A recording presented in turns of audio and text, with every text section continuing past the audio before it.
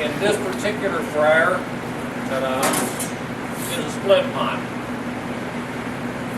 So that means you can be doing 2 different products at the same time in different baskets. They're approximately 25 pounds apiece. There's 2 tubes in each fryer. They'll do a pretty quick job for you, really. These need to be washed off. These drop down in on top of the tubes. They're called tube racks. And keep the basket from sitting directly on the tubes when you're frying. Okay? This is a crumb scoop, so that during the day you can take this down through the center. It's kind of a V shape at the bottom of the tank, and you can get scrap out of there before you filter. The size of these tanks, what are you going to be doing in here? Mostly fries? Chicken, tenders, stuff like that. Okay. You might want to keep one side for fries and non-seasoned type items. That oil will last a little longer. You won't have as much contamination in it. That way most of your debris will be in one tank and not the other one. It tends to be a little easier that way. But really, before you go ahead and filter, run this down through there. Got drain holes at the back. You can run it, drain it, have some sort of container here, and then get rid of that before it goes on the filter. Okay? From the frying standpoint, you've got 2 thermostats, one for each side, and they'll be independent of each other. There's an on-off switch down here. When it starts to come on, you'll hear some clicking. That's the igniter trying to get the gas. I don't know if we've got gas on back here or not. We'll see. And both will do the same thing. If they sense that there's no gas, it'll shut down. And usually on a setup like this, it takes a little while to get the gas in here because the pressure fluctuates above the building. So I'm not going to worry about those firing up right now. Up at the top, you can see from out there, there is also another switch that shows vapors going up or a block. That's in case you were using solid shortening. Once you turn it on, you can flip it over to the block. It'll pulse on and off to gently melt that solid shortening. But you can't fry in that mode. So if you don't think it's hot enough and somebody's looked at it and maybe flipped it, check down here and make sure that that's over on the vapor side so that you're actually frying. Because the thermostat will have nothing to do when it's over on the block side. Okay? Sometimes people hit that switch and then it doesn't get up to 10.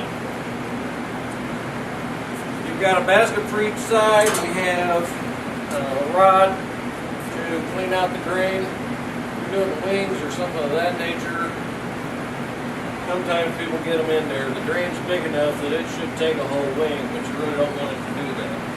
Okay? Fill the basket to the rim. This is a full basket. This is trouble. Because it'll float.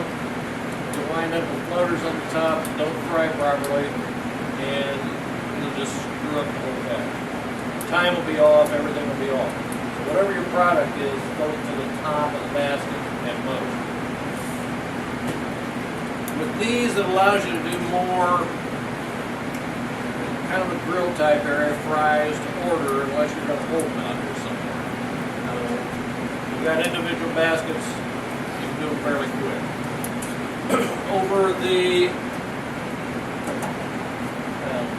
dump station, you've got a panel in here. It's vented so that some of the oil will run off down through the bottom, and it's got some holes in the top of it.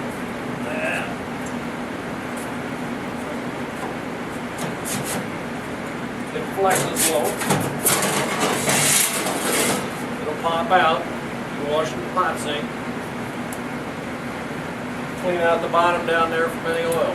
It's stainless, so soapy rag, some water to rinse it off, you're in good shape. But this does have a little flex to it, so it stays down in there that way. Okay?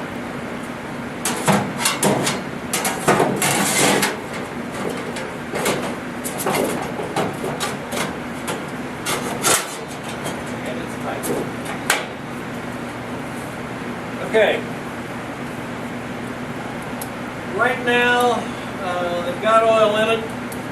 They haven't filled it all the way. On each tank you have a mark that says min, you have a mark that says oil level, and then you have a mark that says max. You want to have that no less than min, and really no more than where it says oil level. If you put it up to max, when you drop the basket, you're going to get the same thing you do if it's too full. You're going to have too much oil, it's going to come over the top of the basket. You're going to get splash up on either side. That means you're more likely to have pops and crackles than you. Each side can be filtered individually. So if you want to, at a heavy lunch period, say you have a lot of chicken tenders or you had something that's got a lot of debris on it and a crumb squall at the bottom, you can leave the one going for the fryer, or just for the fries, and you can drain the other one out. Okay? Let's see what we got here. Looks like they've tested the pump, so I may as well go ahead and run it.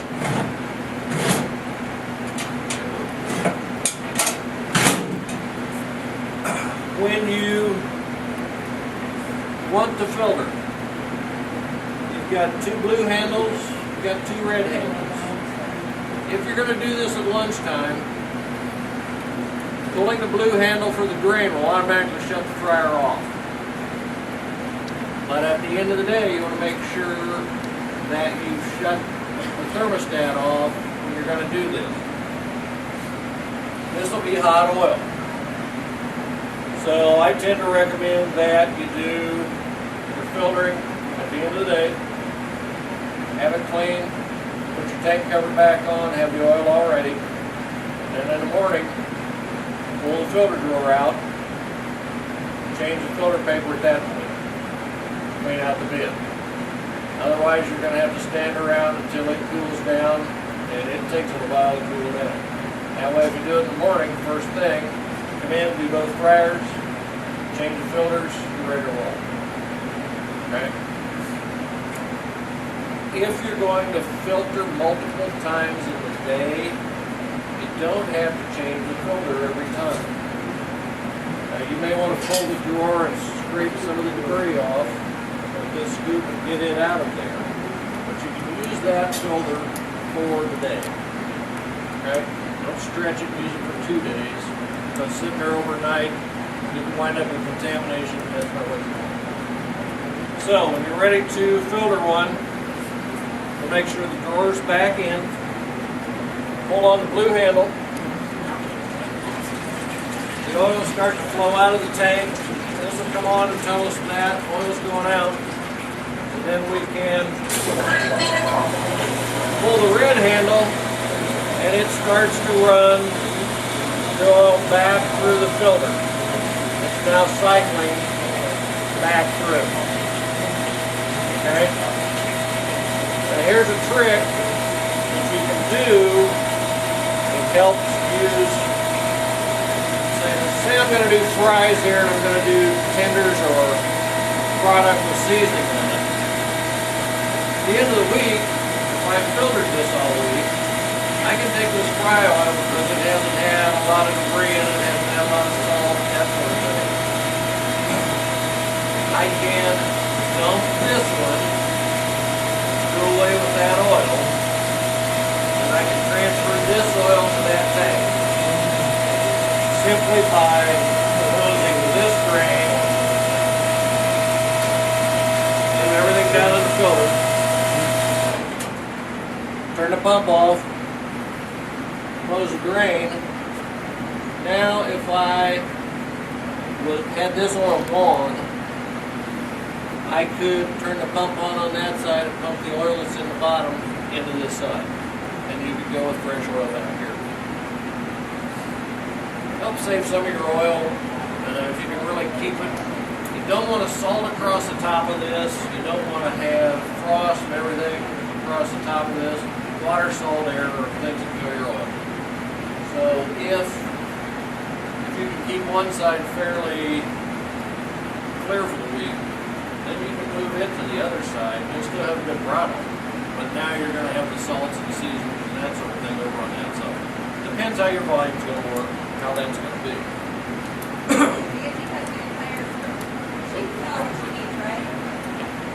Okay, let's go back to this. Drain's open.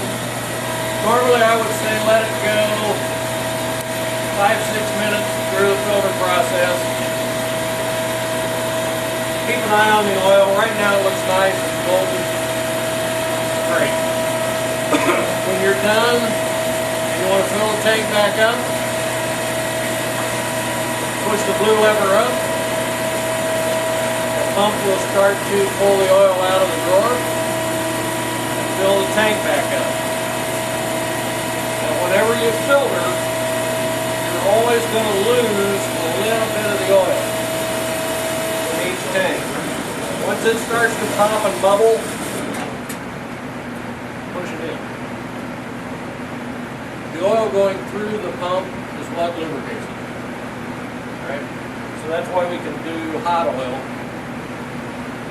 You don't want to do cold, solid shortening if you've been using it for some reason. I don't remember the last time I saw it. You'll always have to replenish a little in each tank to do that. Okay? Now, from a cleaning standpoint, let's say it's the next morning. Overnight we did this, we put our cover on.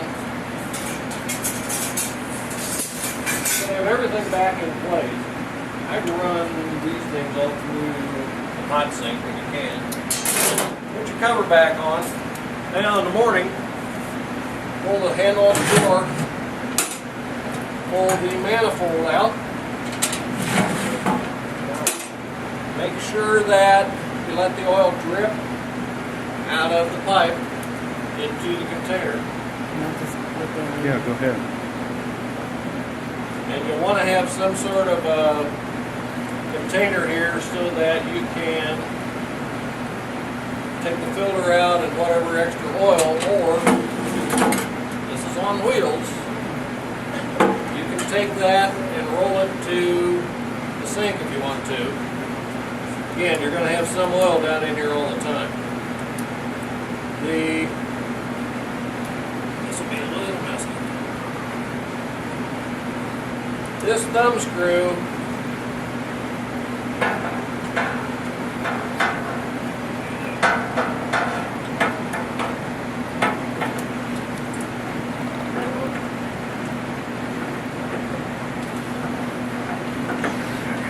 straight.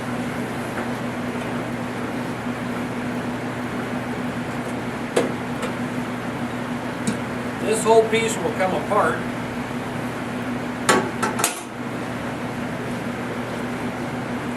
No, on the single, I take that back. On the single it doesn't. I'm sorry. On the double it does.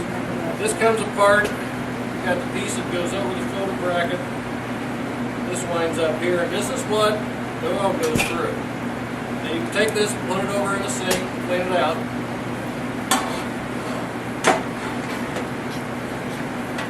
The filter, and you should have an extra box of these back there somewhere, is a bag. That bag has a hole in the top of it. You want to use that as a bag. We recently had somebody thought they'd cut those in half and save money. But the first thing they did was plug the pump up. So this bag comes off, new bag goes on, over the filter, go at the top, fold it over. You bring the clip manifold over, hold that down. Screw the arm back on. And then you put the arm in that slot. Yeah, that'd be great. Thank you. Once you have that done, I wound up with a grip too.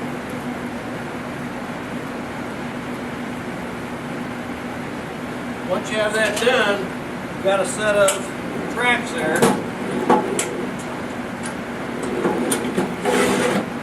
Run that in, and before you slide it all the way in, make sure you put the manifold down.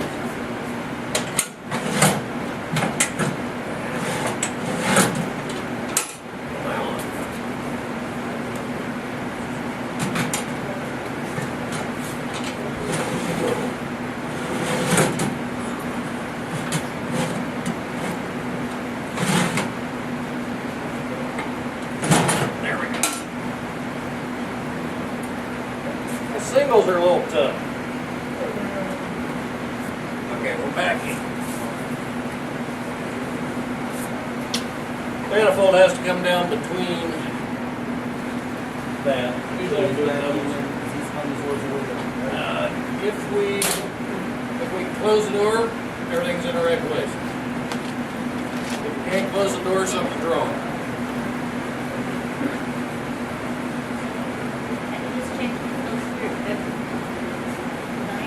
Well, that'll depend on how often you're going to fish. I would say in this application, where you're doing a burger and fry type operation, you have to look at your volume and see. It may be that you want to go a couple of days if your volume's not that high. You just have to kind of watch that and see. If you watch volume right off the bat, watch the oil will start to tell you if it needs to be filled. It'll start to turn dark, especially on whatever side you use for salted or breaded items. That'll turn dark first. You'll see by your volume. It maybe is every couple of days. Just depends. Like 1 inch. You should be able to see the bottom of your basket about an inch down still. I lost you on that. Like as far as, like you said, the oil getting darker. So like, is it good kind of rule of thumb, like to be able to see the bottom of your basket at least an inch down? Yeah, probably. No, we don't. You could probably get those from whoever supplied your oil. They got something. They got this white powder that's pouring. Now, somewhere in a box around here, there will be something that's called filter powder. And you can buy that from your paper supplier or whoever you buy your filters from. You don't have to buy those from Pickwick. It's actually a sterile earth product. It looks almost like talcum powder. And if you sprinkle that on the filter, when you filter, that tends to take a lot of the acids, the contaminants, that sort of thing out of the shortening. And that's, the longer you run the filter up to a point, 8-9 minutes, the clearer that will make the oil. We call it polishing the oil. And you'll be able to see, I don't know where all that stuff's at back there, but there's a box back there with some extra filters and some of that filter powder.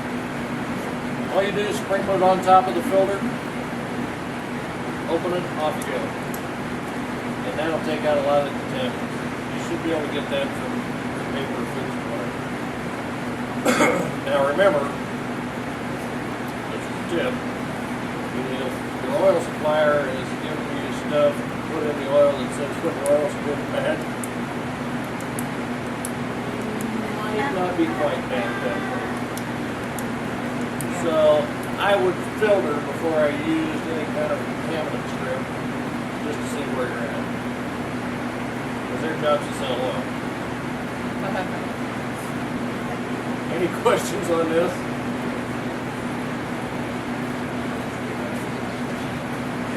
I don't like to see these run